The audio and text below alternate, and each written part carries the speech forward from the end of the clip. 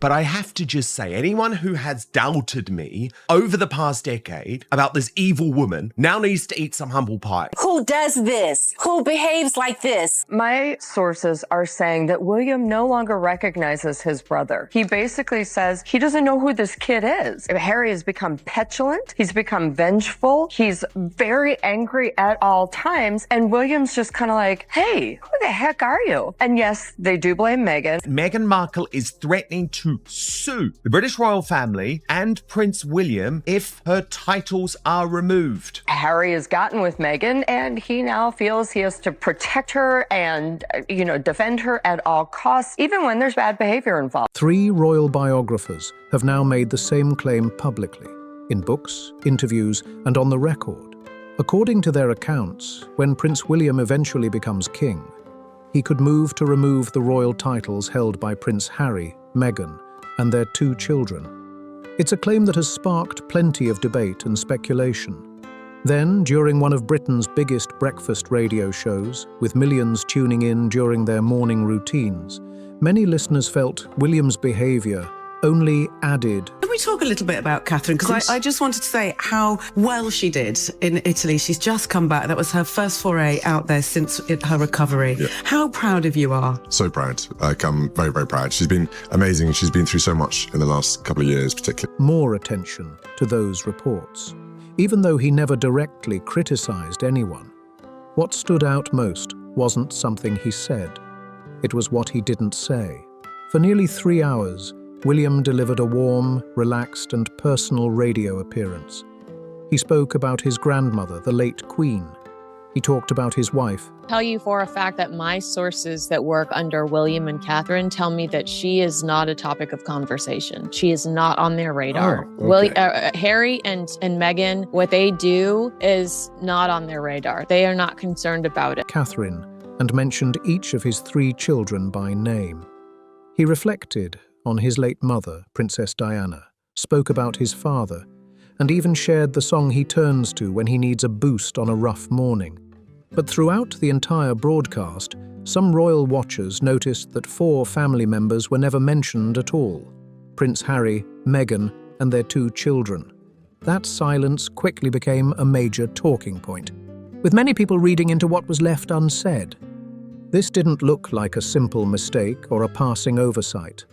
In royal circles, many observers believe the real message is often found not in what is said, but in what is carefully left unsaid.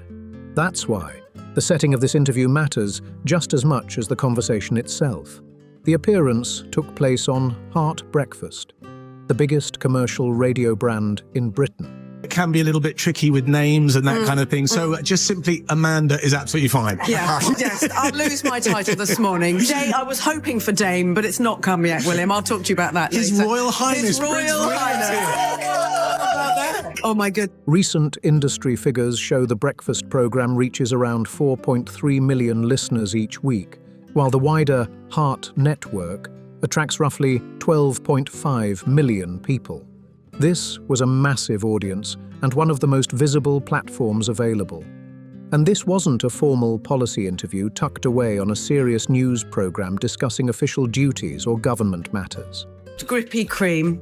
You can't beat clotted cream. Now, Prince William, what do you do? Think carefully. I love that I'm the authority on that. Here's the big debate. Scones or scones? Scones. I just feel like if you say it really fast, people are like, yeah, you said it the right way. But he's asked about this. And this is, again, one of those cute, quirky, safe morning show questions. What goes first, your clotted cream or your jam? I love the fact that he's definitely trying to distance himself as the expert on the debate. He brings up his grandmother. This was a friendly, easygoing national breakfast show.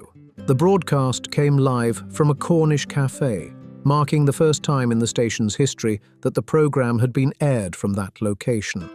The timing also added extra buzz, landing just before a bank holiday weekend and featuring popular hosts Amanda Holden and Jamie Theakston. Everyone involved in planning the Prince of Wales's schedule. Is this normally the time when you're doing the school run? Yeah, I'm hoping that the children are on their way to school this morning. I find music for me is so personal to how you're feeling and what you describe. Yeah. So it's almost like saying to me, like, who's your favourite person in the world? I can't answer that. No, but you can't. you know, I love dance songs. Would have understood exactly how much attention this appearance would receive. That's what makes it so interesting to royal watchers. William chose that specific platform, that exact moment, and that highly personal setting to present himself in a relaxed, approachable, and family-focused way. For many listeners, the details of that choice spoke almost as loudly as the interview itself. And by most accounts, William handled the appearance extremely well. He came across as friendly, relatable, and genuinely at ease. His voice was even a little rough after passionately supporting Aston Villa during their European triumph in Istanbul earlier that week, which only added to the down-to-earth image many listeners picked up on. Throughout the interview, he touched on a variety of light-hearted topics. Very like the late Queen, his beloved grandmother in that way. It's been instilled in him by her. All those afternoon teas that they were taking at Windsor Castle when he was a boy at Eton, the Queen was teaching him what's going to happen. She was showing him, this is what you do when you take over the throne. And William has learned from the best that there was, and that was the late Queen Elizabeth II. And it is always that duty and country comes before anything, before even family. He shared his thoughts on Aston Villa's prospects, weighed in on the famous cream versus jam debate by jokingly trusting his grandmother's judgment, laughed about occasionally running late for the school run, and revealed that the song he turns to when he needs a lift is You Got the Love by Candy Staton. For many listeners, it was a textbook example of how to connect with a huge audience and come across as highly likable. When William does take to the throne, we're going to see a much harder line being taken by him, a much harder approach. Prince William is a man who does not suffer fools. That is exactly why some royal commentators found the omissions so striking. The discussion felt personal, warm, and packed with family references, which led some observers to focus just as much on who was not mentioned as on who was.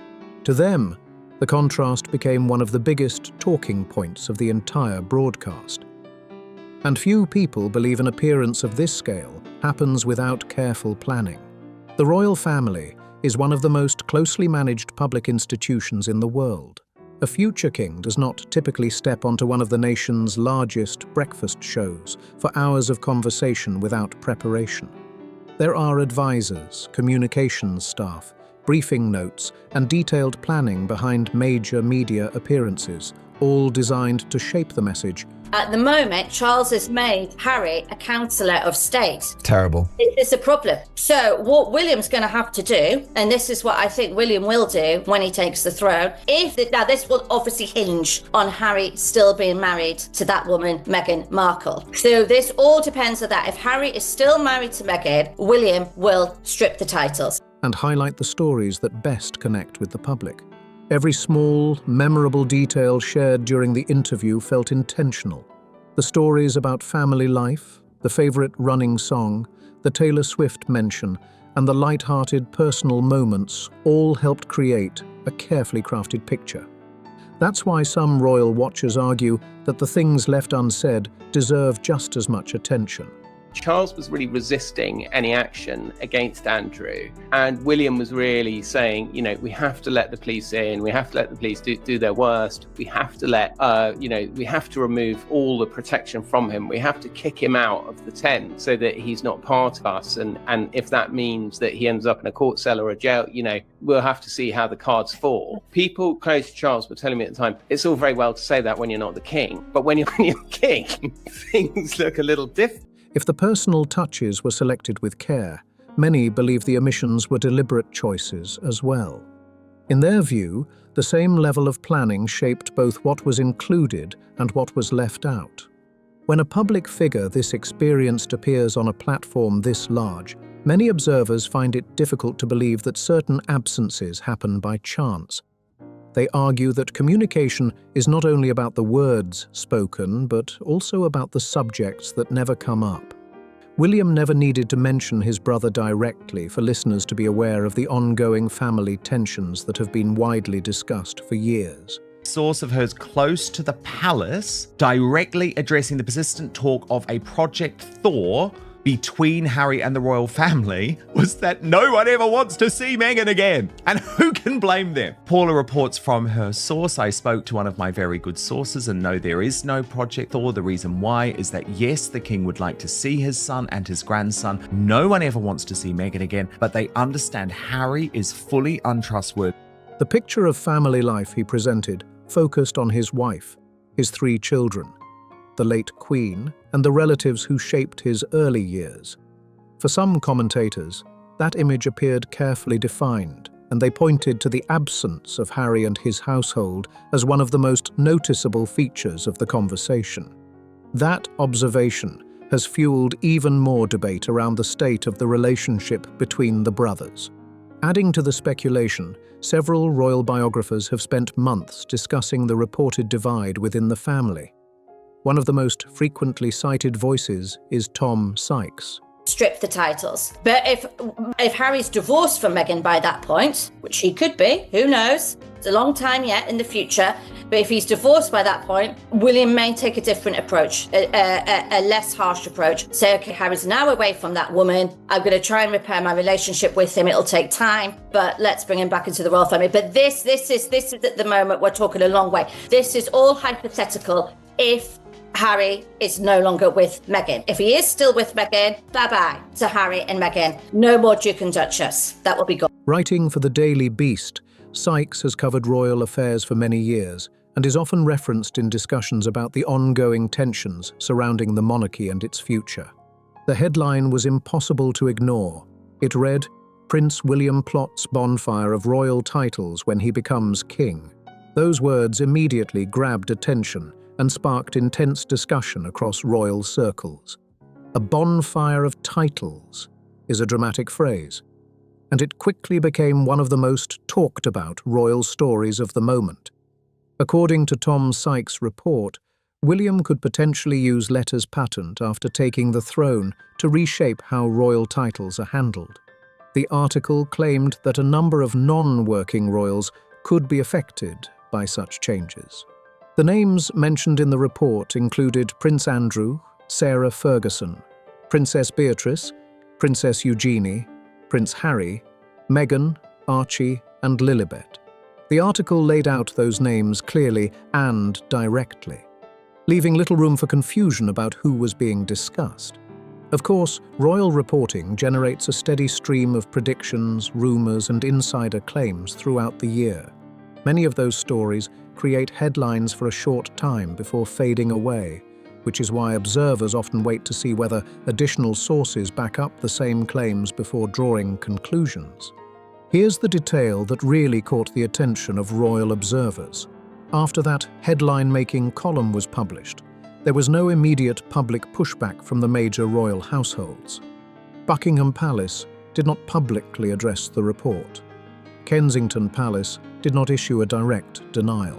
And resentment it might be there on the part of William towards Harry. How angry is William about Harry, do you think? Angry. That's why I'm saying he loves him as a brother, but does he like behaviour that Harry has displayed in the last several years? The article remained available, and the claims continued circulating without any major public correction at the time. That silence only added more intrigue to the story and fueled even more speculation. What made the report stand out even more was the argument behind it. Sykes pointed to a constitutional tool known as letters patent, suggesting it could be used to make significant changes to royal titles. Supporters of the theory argued that this was not some completely untested idea, but a mechanism that had already been discussed and examined within royal reporting circles for years. That detail became a major focus of the debate. For a long time, many royal commentators argued that royal titles were extremely difficult to alter and that the process would be complex, slow, and politically sensitive. The common view was that such changes would face significant hurdles before ever becoming reality. And as I say, William's a man who gets on with it. He's not into navel gazing, Mark, or babble language, which we hear coming out of Hollywood, which has filled Harry's head with nonsense. However, reports about the monarchy's ability to adjust royal styles and titles have led some observers to reconsider those assumptions. As a result, discussions that once seemed unlikely suddenly began attracting much more serious attention. Whether those predictions prove accurate remains to be seen, but the conversation around the future of royal titles has clearly grown louder than ever. Once a mechanism has been used successfully, the conversation changes completely.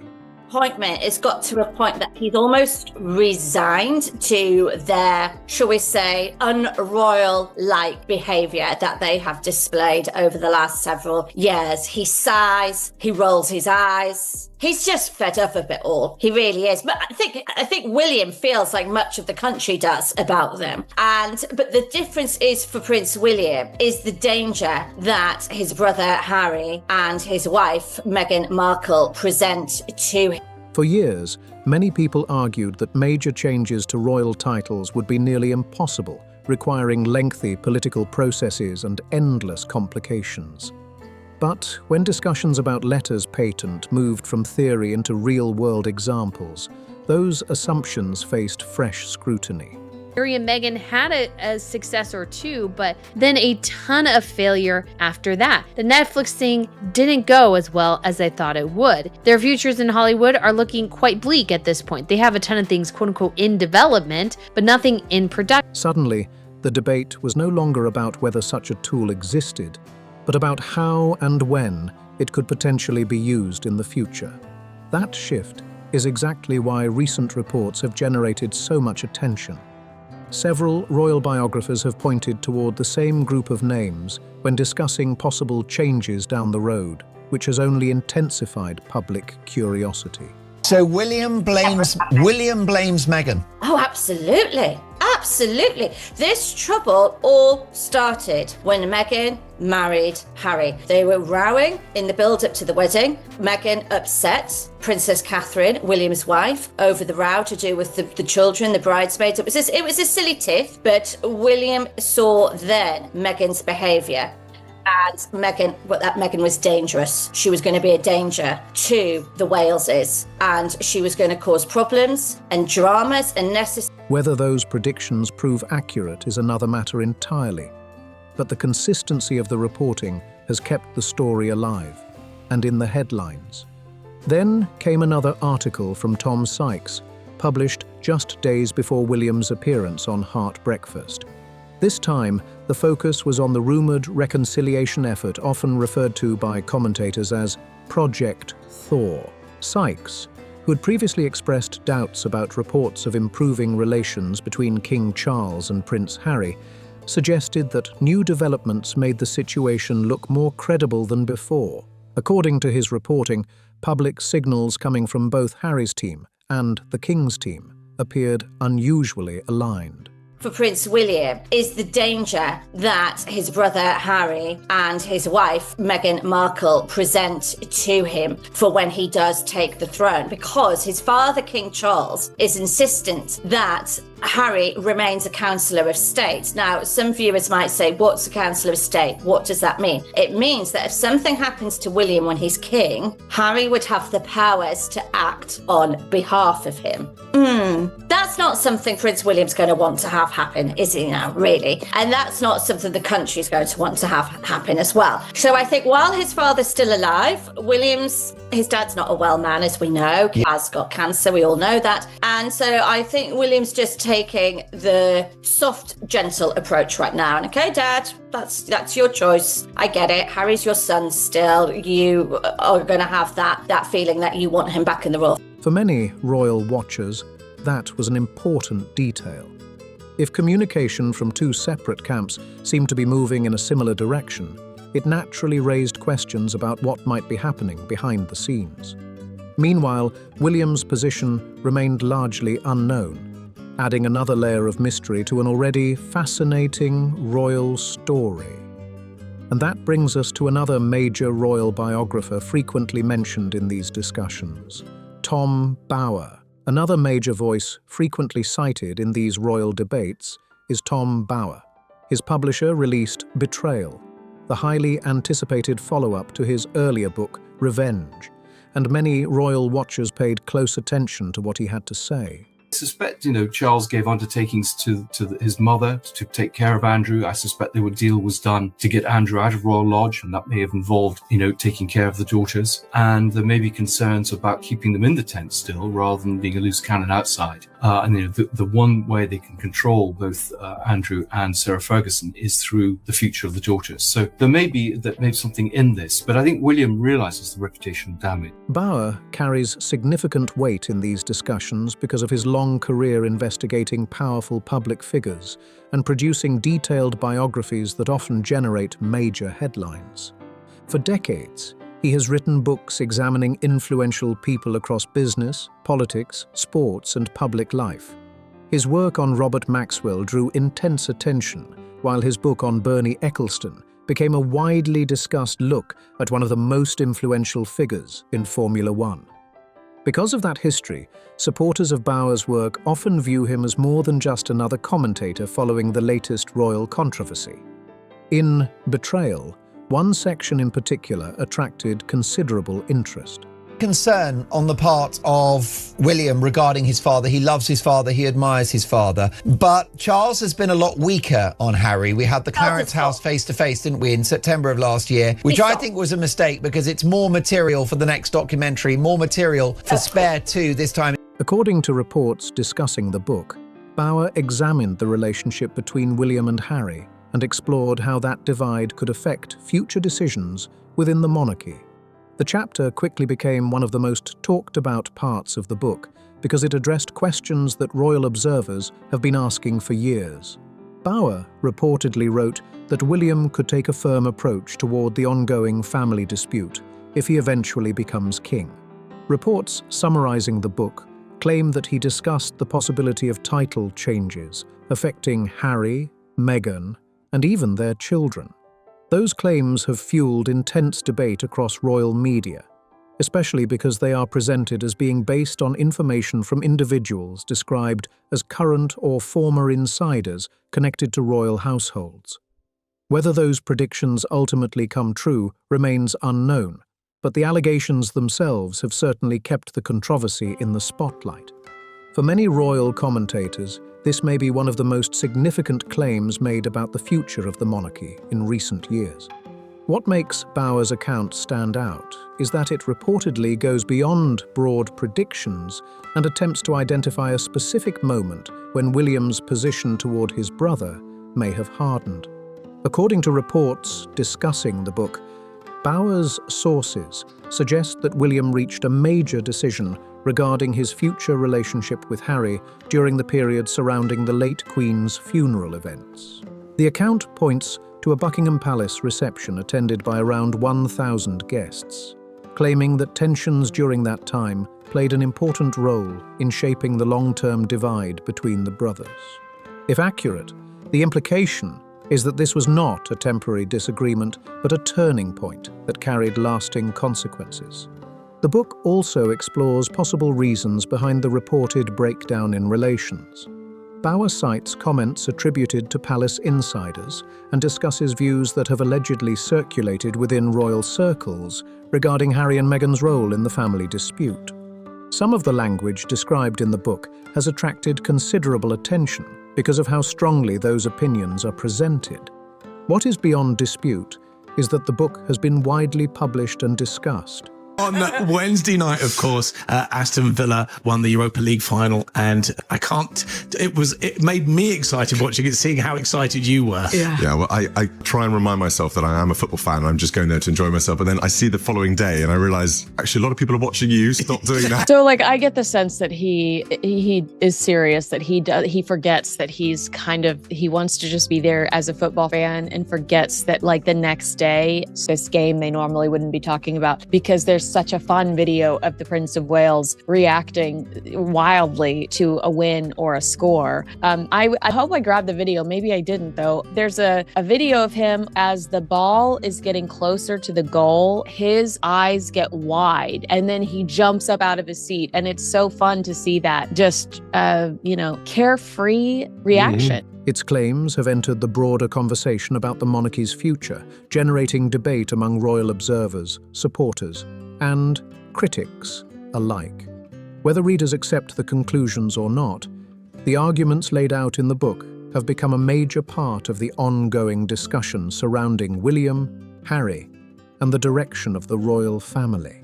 There is one more angle to this story that many commentators find especially interesting because it connects several of the larger debates at once.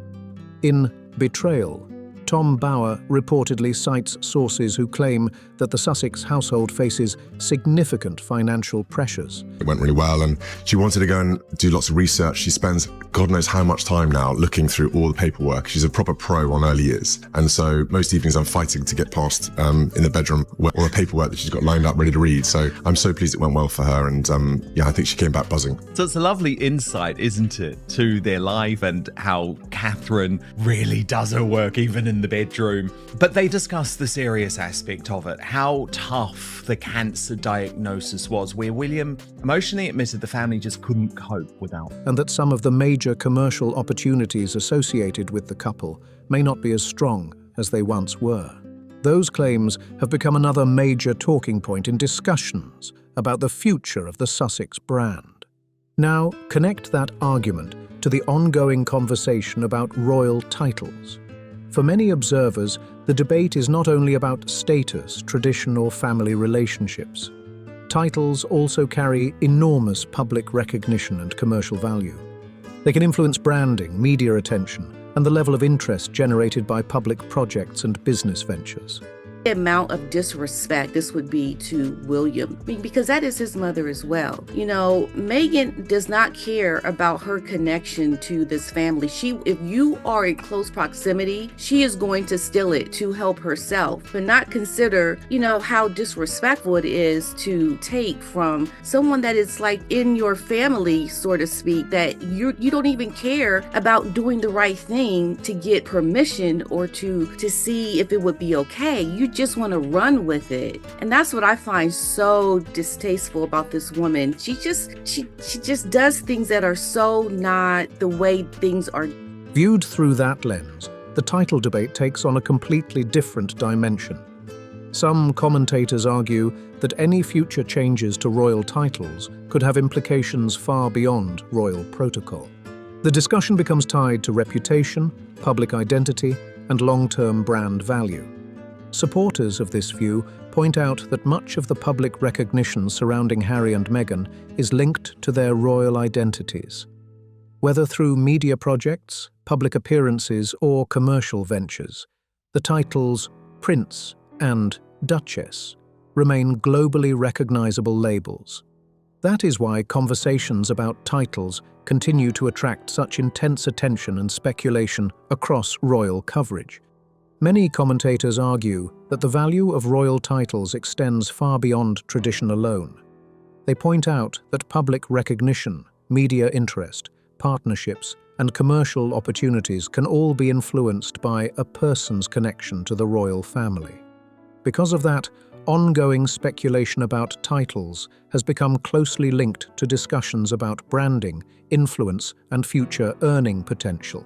He's a practical man. Okay, my dad's got cancer. It's sad, but I've got to get on with it. My wife's got cancer. It's horrible, but I've got to get on with it. I'm going to be the king. I've got to get on with it. That is what I have to get on with. He's not there saying, why me? This is awful. Why is all these horrible things in life happening to me? But he doesn't think like that because he knows it's happening to millions of people around the world. William is a doer. He's not a taker. He's a giver. He's a doer. He gets on with And he's not a victim. This is why some royal observers view the title debate and the financial debate as deeply connected issues rather than separate stories. If major changes to titles were ever made, they argue that the impact could reach far beyond official royal protocol.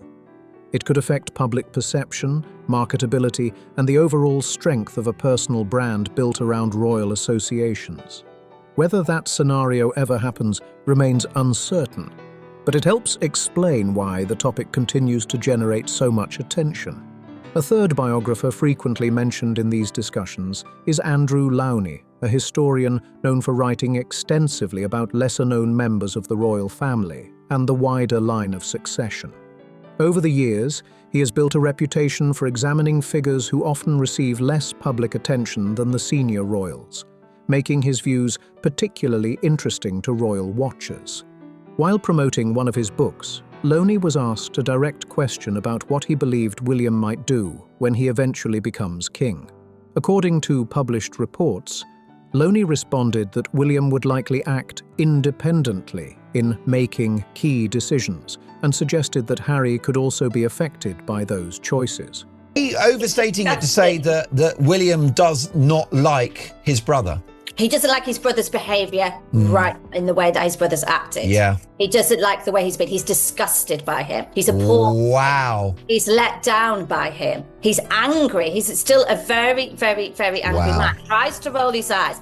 But a lot of this comes down, Mark, to Meghan Markle. She is the fly in the ointment. And William believes that if Meghan wasn't on the scene, this would never have happened. Comments like these have added yet another layer to the growing debate surrounding the monarchy's future direction and the relationships within the royal family. That comment mattered because it came from yet another author arriving at a remarkably similar conclusion. 3 different biographers working independently with different sources and different perspectives had all pointed in the same direction. That does not automatically make the prediction true, but it certainly explains why the story refuses to disappear. And here's where things get even more interesting.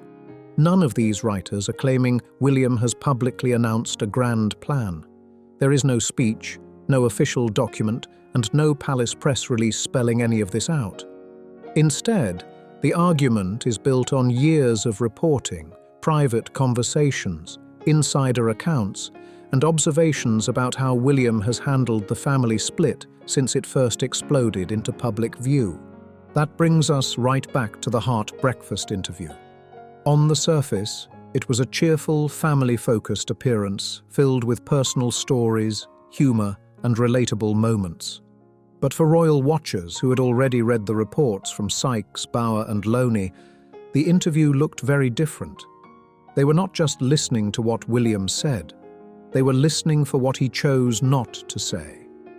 And that is why the silence became such a huge talking point.